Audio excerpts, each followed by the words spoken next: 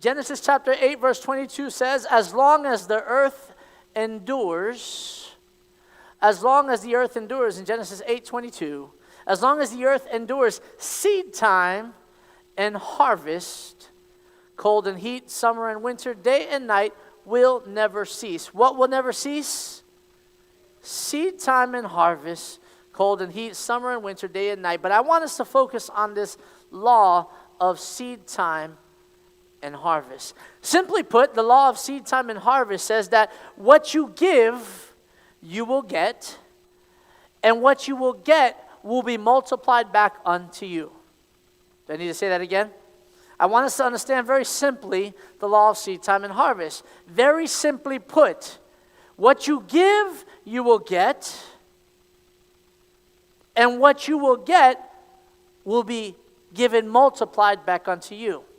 See, the law of seed time and harvest is just that. It's a law. It works. If you plant something in the ground, the seed in the ground, there will be a time, and then there will be a harvest. And we've got to understand, to live intentionally, we have to live by this law of seed time and harvest. The seed, what does it represent? I'm going to talk to you guys today about the seed. I already said that. The seed represents the thing, in quotation marks, the thing necessary to produce the fruit, the thing necessary to produce the harvest. It is the input for the output that you desire, okay? For example, it is no secret that this month all of the gym memberships are up. All of the gym memberships are up. Anywhere you go, every fitness center right now, they have all the sales and all the promotions right now because they know that there are many people who in 2023 did not see the movie of their waistline come to pass. Are you hearing me? They did not get the output in 2023 that they desired, so they purposed themselves in 2024 to see the output that they desired that they didn't get in 2023. So the annual gym rush is the result of people not having done the input last year to get the output by the end of the year. It is the result of people not planting enough seeds of effort and time in the gym last year to get the result at the end of the year that they intended to get. Are you hearing me? That's the reality of where we are. This year, one of the things that I purposed myself purposefully, how many of you guys love to sleep? Raise your hands. If you don't love to sleep, you are weird. I'm going to call it that way. It is what it is. How many of you guys don't love to sleep? Raise your hand. If you don't love to sleep, raise your hand. All right, well, we already knew you was weird. All right, everybody else? Okay. We already knew. That's why we love him. Isn't it, though? Isn't it, though? Come on, guys. Isn't it, though? That's why we love him, right? Guys, if you love to sleep, how many of you guys can agree with me that there is a time for rest, but unfortunately, sometimes your love of sleep will impact your productivity? All right? When you are self-employed like I am, for those of you guys who don't know, I'm a lawyer as my day job, and I own my own firm. And when I have to go into work, knowing that nobody's going to clock me in or clock me out, and nobody's checking my time, sometimes, not saying all the time, but every now and then it's a little difficult to get up to go to work. All right? And one of the things that I purposed myself in this year was to be more intentional in the mornings. I'm a night owl. But I know that my productivity can increase if I get up earlier. But my productivity will not increase if I don't first do the thing that I needed to do to see that. And what was the thing that I needed to do? Get up early. Some of y'all say, yeah, I need that too. So what's the thing you need to do? Go to bed early. Because if you don't put the seed at night to go to bed early, you're not going to get the fruit of getting up in the morning. And if you don't get the seed in the morning of getting up, you're not going to get the fruit of being productive. Can I get an amen? This is a fact. This is not rocket science, y'all. This is just not rocket science. It's just not.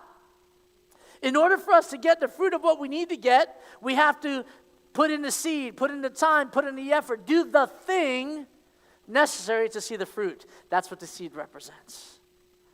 In your lives, that's what the seed represents. The seed also represents the expectation of a future harvest. The seed is the thing but the seed is also the expectation. All right? My expectation when I get up in the morning is that I'm going to be more productive. You hear me?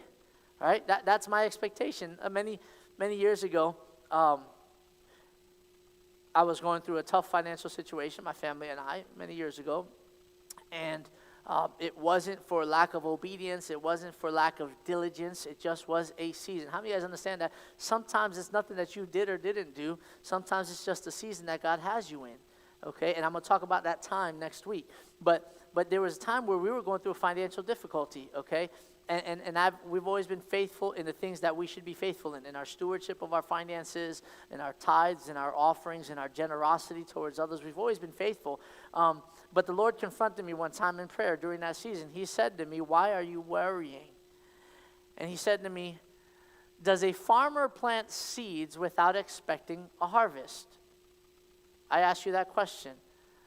Does a farmer ever plant seed without expecting a harvest? What do you think? No, absolutely not. The farmer who plants 100 seeds expects a harvest of whatever the 100 seed harvest should give, which is a multiplied amount. Yes or no? And in that financial season, I'm saying this hopefully to help somebody, in that financial season, the Lord took me to remember that I need to have an expectation of the seeds that I had already planted. He reminded me that I was a faithful tither, that I was a faithful offerer, that I was generous in my serving, and I've been obedient in my walk. And he said to me, go back and do this exercise. Go back and this is practical. Take it if you want, but this is what God spoke to me. I'm not telling you this in a story. This is what he did in my life. He said, go back, count your tithes, count your offerings, count your financial seed that you've planted, and tell me if you should not have an expectation of harvest in the future. And that's what I did. I went back in that season. I went back 7 years of my tax returns. And I counted all of my donations, my givings, right, for the last 7 years at that point. And I put it on an Excel sheet. You don't believe I'm lying? You don't believe I'm telling the truth? Ask me. I'll send you the Excel sheet, okay? And in that, I went, he said, I will bring forth a harvest that produces 30, 60, 100-fold. So I created an Excel sheet as a good businessman. Did all my 7 years of my tithes and my offerings for 7 years. And I created a 30-fold mark, a 60-fold mark, and a 100-fold mark. So that I can pray over the harvest based on the seed that was already sown. Did I lose anybody there? If I did, I'm sorry, it wasn't for you. All right? Because I ain't going back to it. But what I'm trying to say is that the seed represents an expectation of a future harvest. When you do the thing that you are supposed to do, there is a harvest that you can expect. When you do the thing that you're not supposed to do, guess what? There is a harvest that you can expect. I was hoping like a parent to say amen, because when the kids don't do, guess what? There is a harvest to expect. Are you hearing me? No businessman starts a business or no businesswoman starts a business without expecting for the business to be fruitful. You start the business, that is the seed. The expectation is for it to be fruitful. Are you hearing me? No minister starting to serve or starting in ministry expects to not be used. By taking the step to be used, by taking the step to begin serving, that is the seed you've planted. Now there is an expectation that you're going to be used and you're going to bless the lives of others through your ministry. Are you hearing me? Right? No young couple, or no old couple for that matter, decides to get married without an expectation that the marriage is going to be fruitful. Are you hearing me? This is facts. The seed represents an expectation of a future harvest, but it represents the thing necessary to produce the fruit. So we need to understand the necessity